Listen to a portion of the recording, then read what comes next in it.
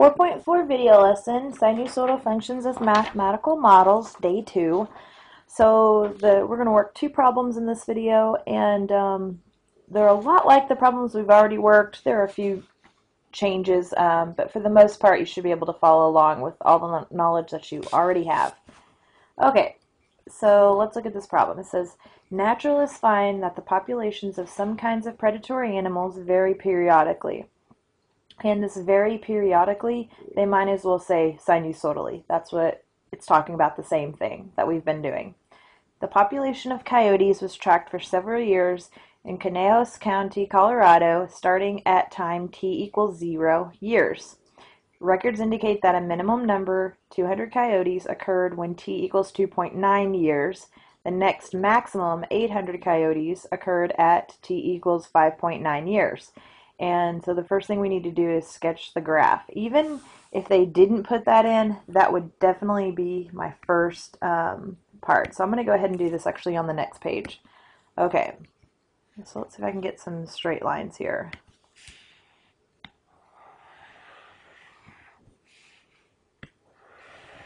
Alright, now whenever I'm working out these problems, I want to label my axes.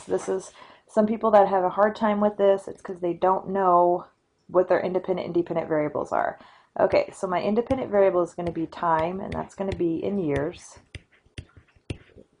And my dependent is going to be the number of coyotes. Okay?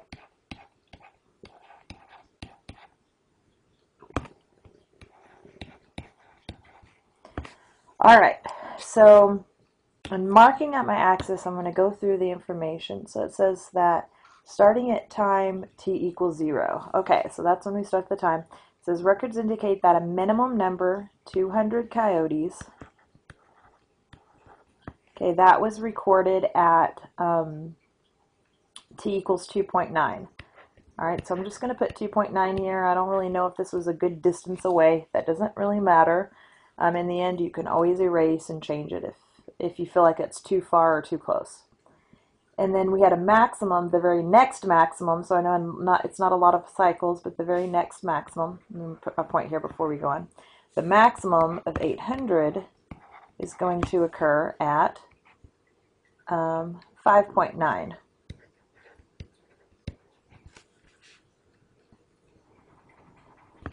And if I go ahead and smooth this out, I can see half of a cycle. Now, you don't really have to do this we have enough information really to finish out this problem. But it might not be a bad idea to go ahead and at least make sure that I have a full cycle. I know that that's going to help me anyway later on when I'm determining the period. So it looks like I added 3 to get halfway through the cycle. So if I'd add 3 more, I would get through a full cycle. So at 8.9 years, if it follows the same pattern, I'm at another low. Okay. We know that when we're writing the equation, it's always good to know this middle point is the average of 200 and 800, and a variety of ways to come up with that. It's 500, and that is the sinusoidal axis. So when you're coming up with your equation, which is what it's asking for in part B, okay, it's the number of coyotes, and you could put C or Y equals here. It doesn't really matter. We have our sinusoidal axis, or our shift up, 500, okay, plus our amplitude. Amplitude is going to be from 500 up to 800 or 500 down to 200. Either way, amplitude is 300. Almost always easier to use cosine than sine. And now let's talk about the B value. This is throwing some people I know. So let me go back over how to do that. First, you need to find out what the period is. Okay, the period is going to be either from high point to high point, or in this case, it's easier to see it from low point to low point. So that's going to be 6. So to find my B value, I'm going to do 2 pi over 6. That simplifies to pi over 3. So that's going to go right here. And then x, and I'm going to go ahead and use the peak that's listed here, minus 5.9. You could do the shift minus 2.9, but then you'd have to change this plus right here between 500 and 300 to a minus because you'd have a vertical reflection. Okay, So let's check this before I move on. Okay. All right. So let's go into our calculator. Let's wake my calculator up. Here we go. Okay, so clear out anything you have, and let's type in our equation. 500 plus 300, move this over, cosine pi divided by 3, and then x minus 5.9. Okay, I need to make sure I'm in radians mode, and I am. And then I'm going to go to my window, and for my x-min, I'm going to go ahead and make sure I can see the axis. So I'm going to make this go from -5 to, I don't know, 10. So I can at least go through that one cycle.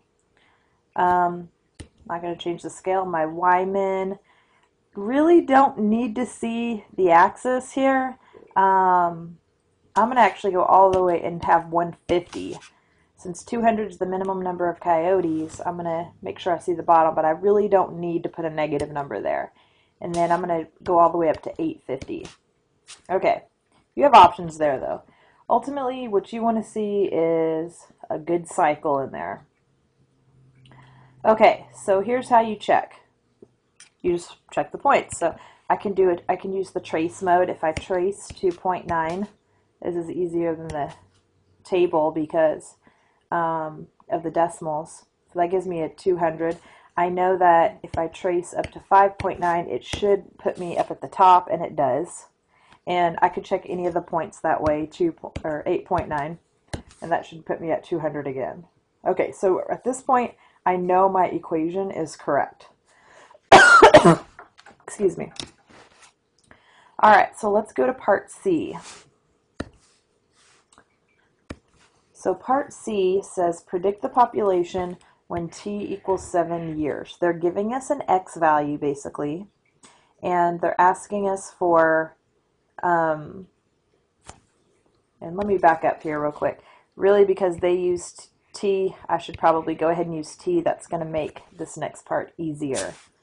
All right, so they're saying when t equals 7. Now we have options here. I can actually just plug in 7. I can look it up on the table. I can look it up. I can do vars, y-vars. So let me just kind of remind you of the ways we can do this. We can do vars, y-vars, y1. Sorry, typed that a little too quickly. y1 of 7. Okay, I can go to the table and look up 7.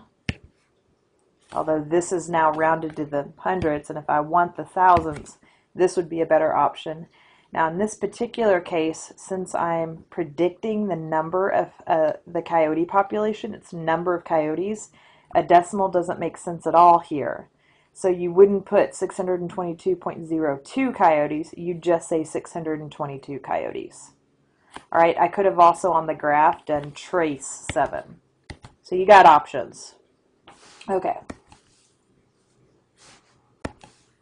So it's going to be 622 coyotes. All right. D says coyotes are declared to be endangered when their population drops below 300. Between what two non-negative values of t were coyotes first endangered? So if I look at the graph that I drew, I'm going to use a different color here. It's saying when the population drops below 300. 300, you know, would be about right here. So I can see that it's probably happening right here. Now, in order to find these exactly, this is just an estimate, in order to find it exactly, I need to go into my calculator. And this 300 is a y value. So I'm going to type in 300, and let's press graph. And I don't care about these because this is where x is negative or t is negative.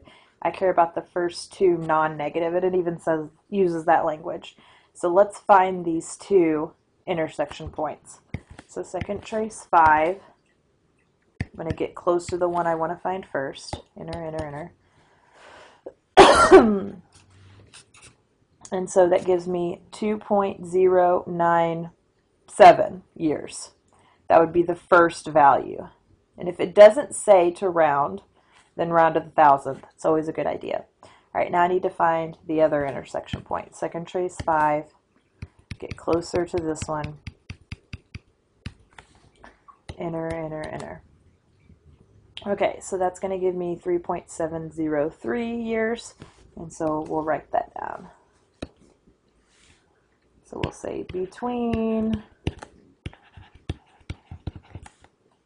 2.097 years, using that as a time marker, and 3.703 years. And they could ask you other questions here, like they could ask you for how long were the coyotes endangered, and in that case you would subtract the 2. They could ask you how long until they're endangered again, and you would find the next 2, and that has to do with the period. There's other questions that they could ask you from there, and that's kind of where this would be actually used in a real life situation. Okay, so let's look at the next problem.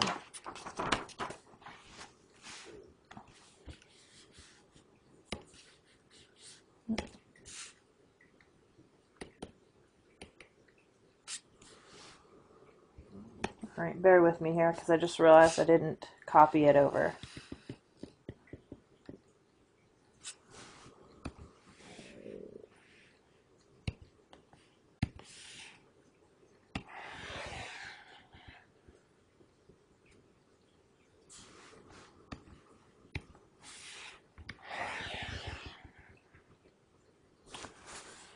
Okay, so this says a tsunami is a fast-moving ocean wave caused by an underwater earthquake. The water first goes down from its normal level, then it rises an equal distance above its normal level and finally returns back to its normal level. The period is about 15 minutes, so I'm going to underline that because I know that's going to be useful. They're telling me what the period is. Then they say suppose a tsunami with an amplitude of 10 meters, so that's nice, we know that. It approaches the pier at Honolulu Bay where the normal depth of the water is 9 meters. What do you think 9 meters is representing? If it's the normal depth. It's that mid-level. It's the sinusoidal axis. It says assume the depth of the water varies sinusoidally with time. Now, on all of these problems, this is an assumption we're making, and it's good that it says that, but we wouldn't even be able to use anything we're doing if it wasn't varying sinusoidally. And like in the other problem, it says varies periodically. That's going to be a similar type of problem. Okay, so it doesn't say part A, draw the graph, but we need to draw the graph. We need to do that in order to come up with the equation before I do any of these prediction problems. Okay, so again, let's go ahead and I'm going to get some axes drawn on here.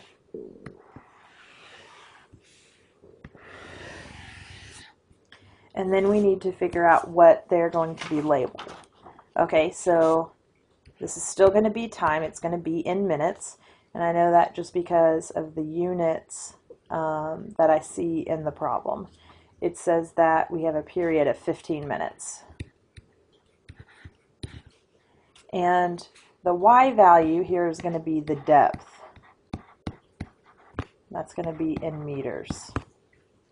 Okay, so let's go about actually putting things on the graph. So I know that 9 meters is the sinusoidal axis. This is basically, I'm going to go ahead and even draw it on this one. This is the normal depth of the water, meaning that if my x-axis is the ocean floor, the water is normally 9 meters deep.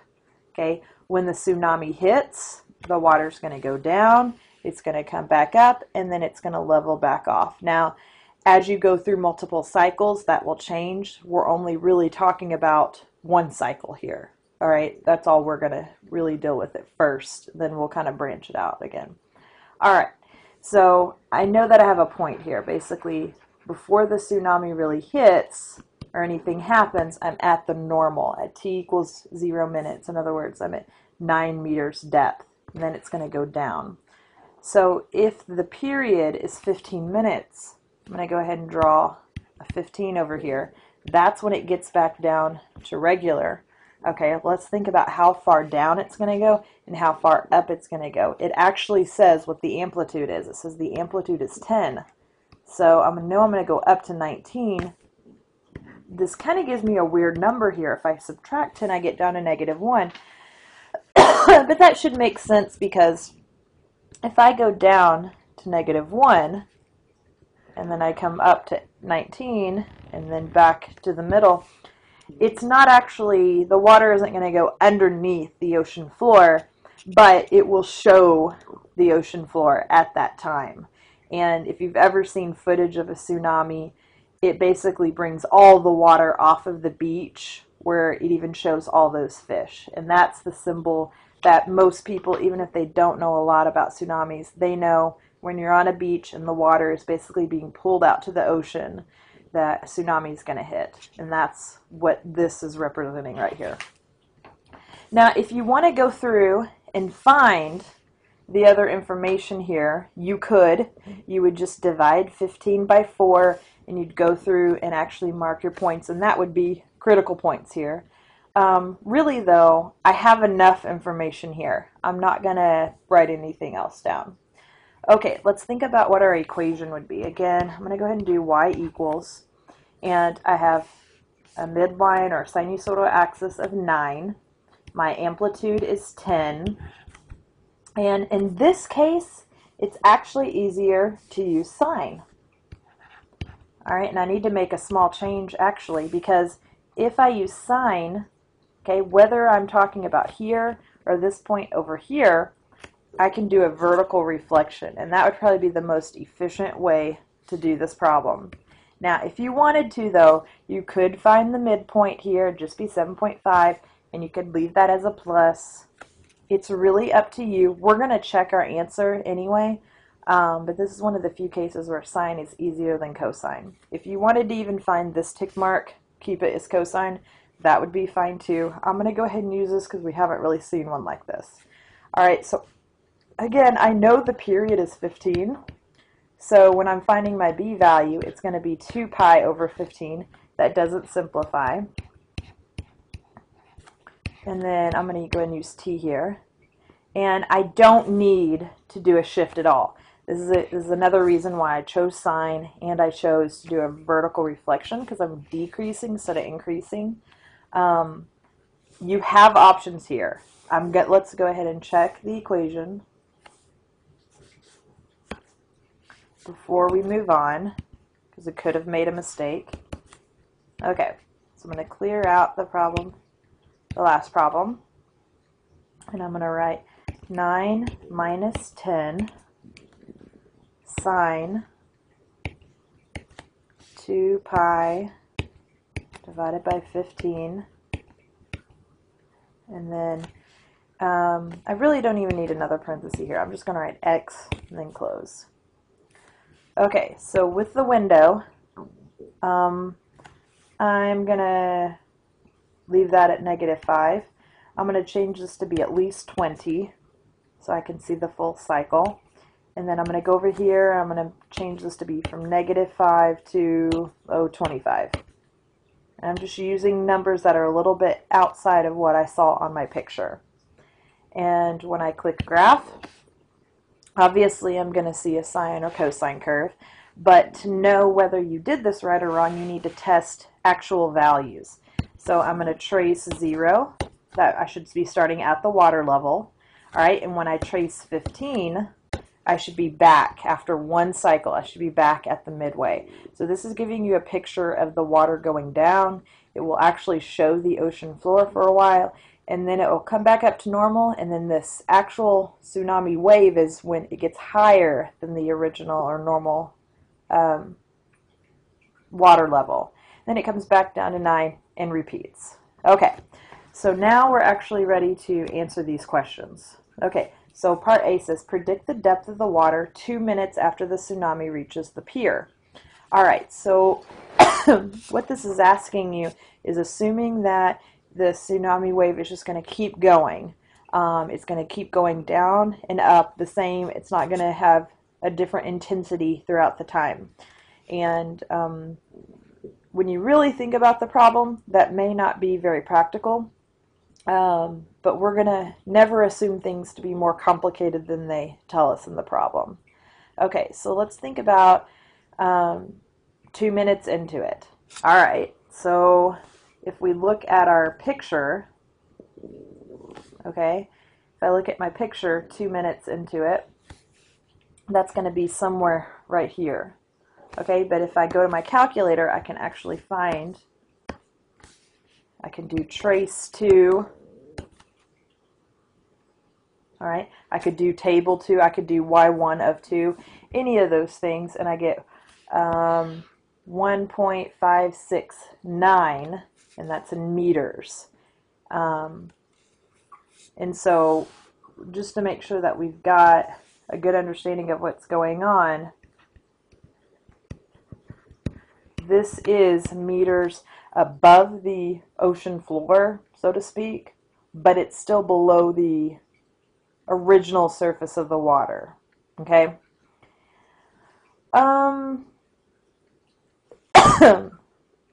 So part B is saying predict the depth of the water 12 minutes after the tsunami reaches the pier. And again, we're assuming that everything's going to keep on going as it is. Now, if I try to do trace 12, I'm going to have a problem. Let's see. Oh, never mind. Sorry. I thought it was going to be off, but it's not because it's still even within the first period. All right, so predict the depth of the water, 12 minutes. All right, so this is going to be 18.511.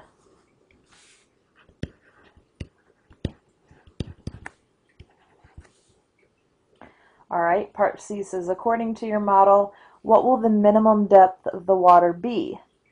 How do you interpret this answer in terms of what will happen in the real world? So according, in its time it says according to the model, what it's really asking is according to the theory, the math theory. Well, I can see from my picture here, I'm going to go down to -1, and if I were to even do a minimum, I would get something down here at -1. So according to the model,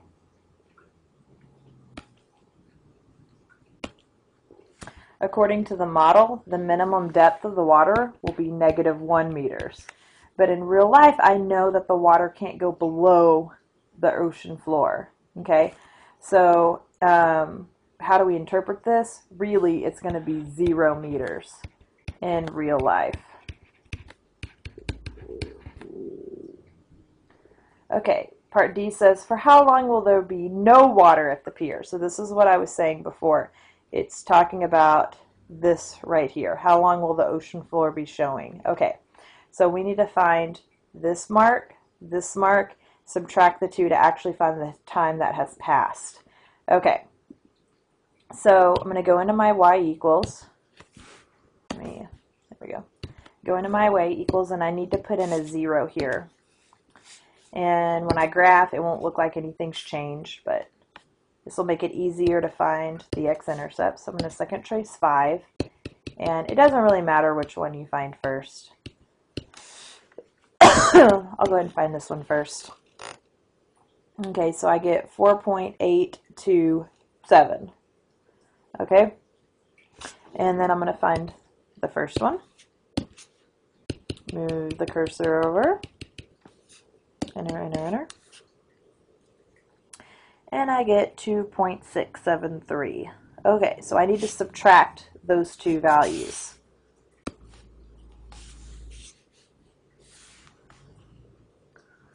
So 4.827 minus 2.673, that gives me 2.154, and my units here are minutes.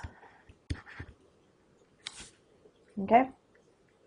And then the last thing it says here, I've already mentioned this, but it says always draw a graph and write an equation, even if the problem doesn't specifically ask you to do so. It just makes sense. That's how you're going to do the other problems. And always, always, always check your equation before you get to the prediction parts. It's really easy to make a mistake.